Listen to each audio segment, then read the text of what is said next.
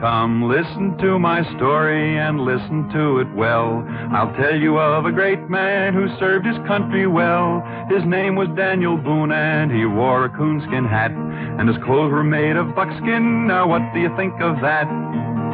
Dan was born in Pennsylvania in 1734, in colony days before the Revolutionary War. He was famous as a hunter while he was still a boy, and the hours he spent in the forest, they were his greatest joy.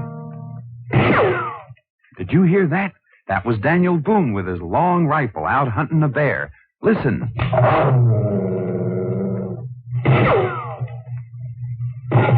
He got him. Daniel Boone shot that bear. That was when Daniel was only 15 years old. Yes, Daniel Boone was the greatest hunter and explorer this country ever had. Now, sometimes Dan hunted bears.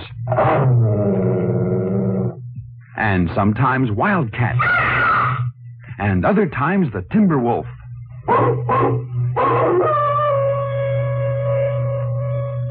Daniel Boone loved to explore, too, and he was one of the first pioneers to see the Blue Ridge Mountains and the Bluegrass region of Kentucky.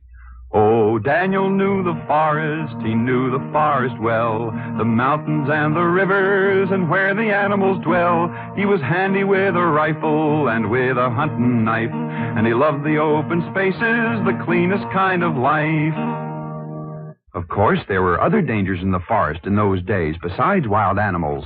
There were Indians, and one day when Daniel was exploring a cut in the mountains where Kentucky, Virginia, and Tennessee meet, an area known as Cumberland Gap, he knew there were Indians ahead, unfriendly Indians.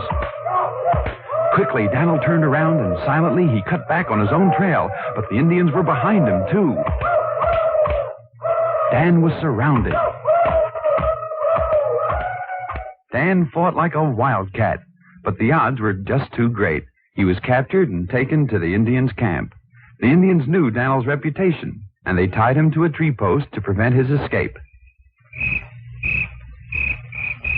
That night, when the Indians were asleep, Dan found a sharp piece of bark right back of where his hands were tied. Slowly and painfully, he rubbed the leather cord against the bark until at last he was free. Then, as quiet as a cat, he escaped. The Indians followed, but Daniel covered ground so fast that he left their swiftest runners behind. He covered 160 miles on foot in 4 days, and he met his friends, settlers from back east at Cumberland Gap. During the Revolutionary War, Dan was a major in the American Army, and his great knowledge of forestry and wood lore came in handy when he fought the British and the Indians on the British side. But he was friendly to many Indians because Daniel was a fair man to red men and to white, and he never used his rifle unless he had to fight. He didn't like big cities, he kept on moving west, and he helped to build our country and tame the wilderness. When the Revolutionary War was over, Dan kept heading west until he made his final home in Missouri. There he would sit under a tree during the day, and settlers and Indians came to him with their problems, for he was a man of great justice and simple democracy. His tree became famous as Boone's Judgment Tree. Often Dan sat under it and remembered his old battles and adventures, and he would fondly dream of his hunting days when he hunted the big bear and the savage wildcat and the wild timber wolf.